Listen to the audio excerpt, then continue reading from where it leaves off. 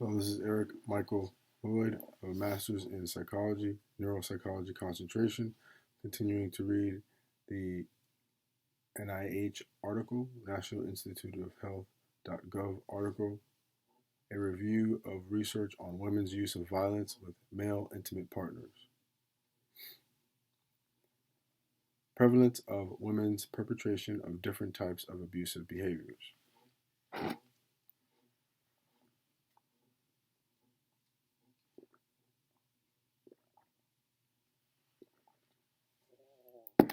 How prevalent is women's intimate partner violence in the United States? And how does it compare to the prevalence of men's intimate partner violence? To answer this question varies depending on the type of aggression examined. Sections that follow describe gender similarities and differences that have been found in women's and men's physical aggression, sexual coercion, stalking, psychological aggression, and coercive control, as well as injury as a result of intimate partner violence. Physical aggression. When physical aggression is the subject of inquiry, studies consistently find that as many women self-report perpetrating this behavior as do men. Some studies find a higher prevalence of physical aggression committed by women. For a review, see Archer 2000. For example, the National Family Violence Surveys, Strauss and Gillis, 1990, a nationally representative study of 6,002 men and women, found that in the year before the survey, 12.4% of wives self-reported that they used violence against their husbands, compared to 11.6% of husbands who self-reported using violence against their wives. Furthermore,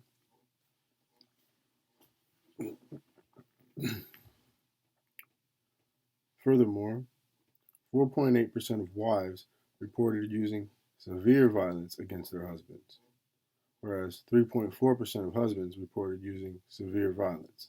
Strauss and Gillis, 1990.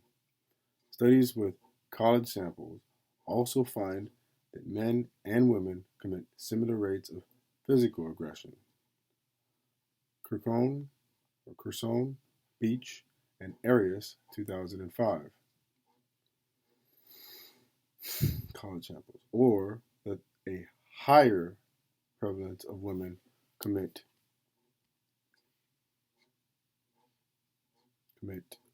physical, or that a higher prevalence of women commit physical aggression. Strauss, 2004, and that's with college students. Sexual coercion. Sexual coercion has been defined as any situation in which one person uses verbal or physical means to obtain sexual activity against consent, including the administration of drugs or alcohol with or without the other person's consent. Adams, Curtis, and Forbes, 2004, page 91. Most studies comparing the prevalence of men's and women's sexually coercive behavior with intimate partners have been conducted with college student populations. Katz, Carino, and Hilton, 2002. Menard, Hall, Fung, Gibrell, and Martin, 2003. O'Sullivan, Byers, and Finkelman, 1998. Strauss, Hamby, Boney McCoy, and Sugarman, 1996. Struckman, Johnson, and Anderson, 2003, with a few exceptions. Feder and Henning, 2005, West and Rose, 2000. Regardless of the population investigated, every study found that a higher percentage of men commit sexually coercive behaviors against partners than do women. Archer, 2000, Feder and Henning, 2005, Katz and Carino et al., 2002, Menard et al., 2003, O'Sullivan et al., 1998, Strauss et al., 1996, Struckman, Johnson et al., 2003, West and Rose, 2000. Stalking. You want to know what I'm doing, where I'm going, what friend I'm with, what time I'm coming back. If he can't get in touch with me, he'll call 100 times, use different names, sit outside the house, wait to see what kind of car I'm coming in, and see if I'm coming with a guy or, a woman.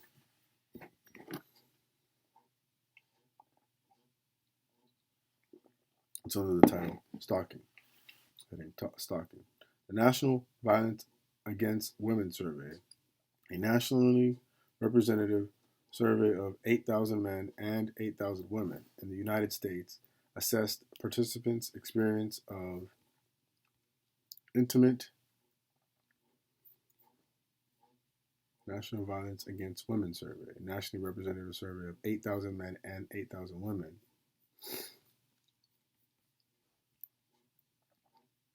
in the United States, assessed participants' experiences of intimate partner violence and stalking. Stalking was defined by the survey as a course of conduct directed at a specific person that involves repeated visual or physical proximity, non-consensual communication, or verbal, written, or implied threats, or a combination thereof, that would cause a reasonable person fear. Jaden and Thones, 1998, page 2. Stalking behaviors may include following or spying on someone, standing outside their home or workplace, making unwanted phone calls, or vandalizing their property. Jaden, Jaden, and Thones, 2000. The National Violence Against Women survey found that the lifetime prevalence of having experienced stalking was 14.2% for women and 4.3% for men. Davis, Coker, and Sanderson, 2002. Among those stalked, 41% of women and 28% of men were stalked by an intimate partner.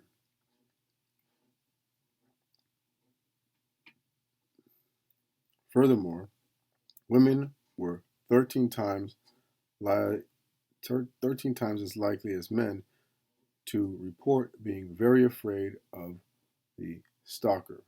Davis et al., 2002. And the majority of both female and male stalking victims indicated that the perpetrators of the stalking were male. Jaden and Thilnes, 2000.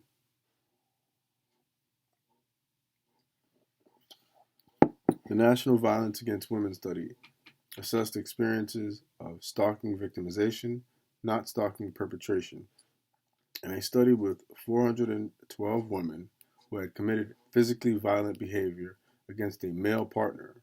Swan, Snow, Sullivan, Gambone, and Fields, 2005.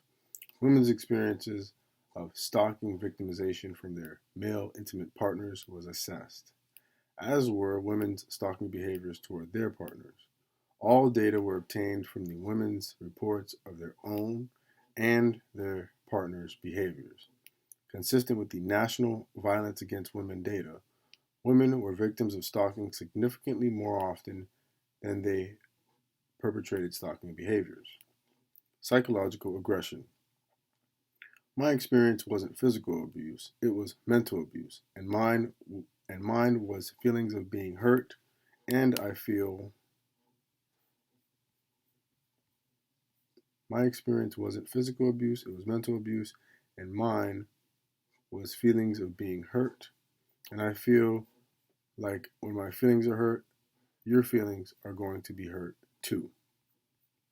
Psychological aggression has been defined as a communication, either verbal or nonverbal, intended to cause psychological pain to another person or received as having that intent. Strauss and Sweet, 1992, page 347. As behavior that is demeaning, belittling, or that undermines the self-worth of one's partner. Tolman, 1998. So I'll read that again.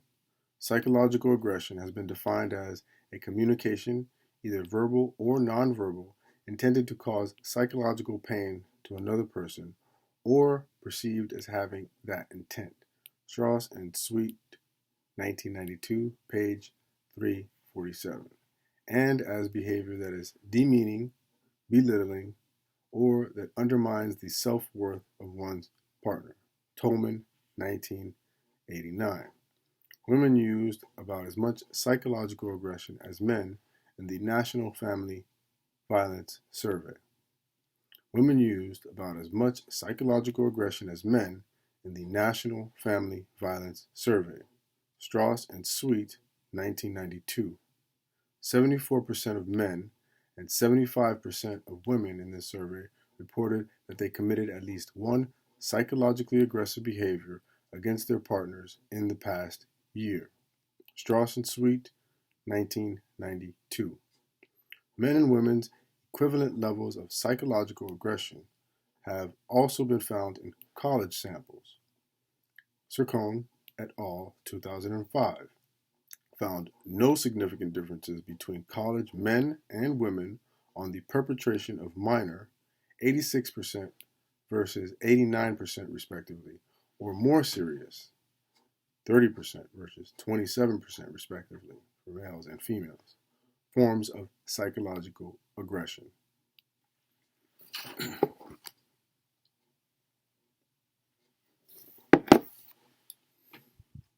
Coercive control. My friend comes over. Oh, this man will get mad and go into the kitchen and just start slamming pots and pans and making a whole bunch of noise. And told me I don't want nobody else in this house, because if I do, I'm going to call the cops. Excuse me? Did you pay the rent this month? Oh no. I come from a family of 12, honey. I was controlled enough when I was growing up. No, ma'am. No. I am a stubborn person. No.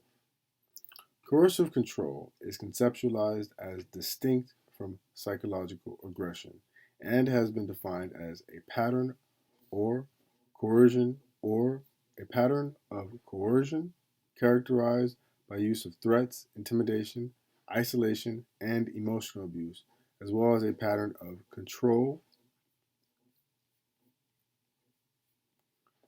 coercion characterized by use of threats, intimidation, isolation, and emotional abuse, as well as a pattern of control over sexuality and social life, including relationships with family and friends, material resources such as money, food, or transportation, and various facets of everyday life, such as coming and going, shopping, cleaning, and so forth.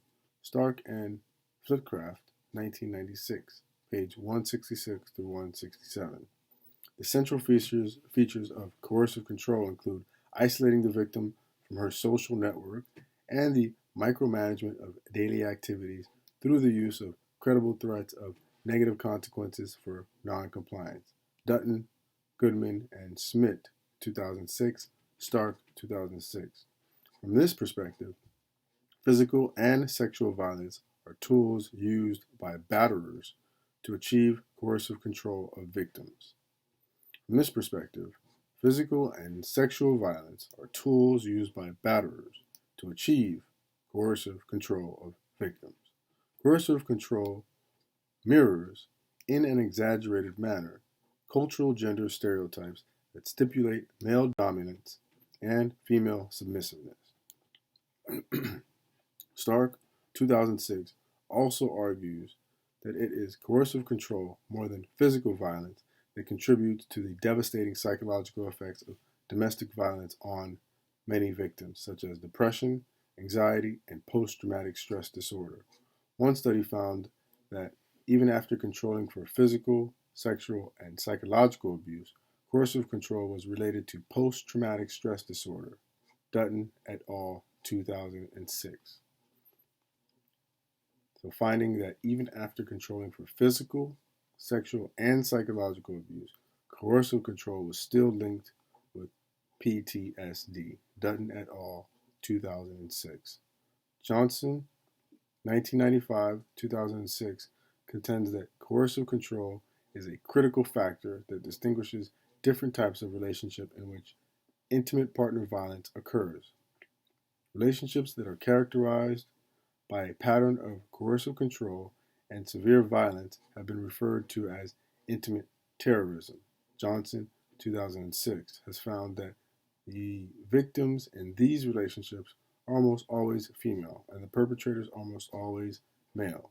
Situational couple violence, in contrast, is defined as an intermittent response to the occasional conflicts of everyday life, motivated by a need to control in the specific situation, but not a more general need to be in charge of the relationship.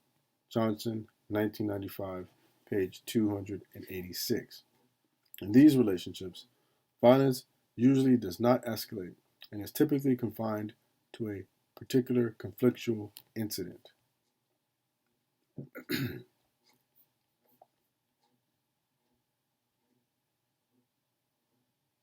It seems to be equally initiated by men and women. Johnson, 2006, Stark and Flitcraft, 1996. In one study of 412 women who had committed partner violence, women reported being victims of coercive control 1.5 times more than they perpetrated these behaviors. Swan et al., 2005. However, other authors propose that some forms of controlling behaviors are equally likely to be used by men and women. Filson and Outlaw, 2007, Graham and Kiven, 2007. Clearly, more research is needed on this issue. The next part, injury, I'll read in the next video, as I don't want to make these videos too long. Thank you for your time.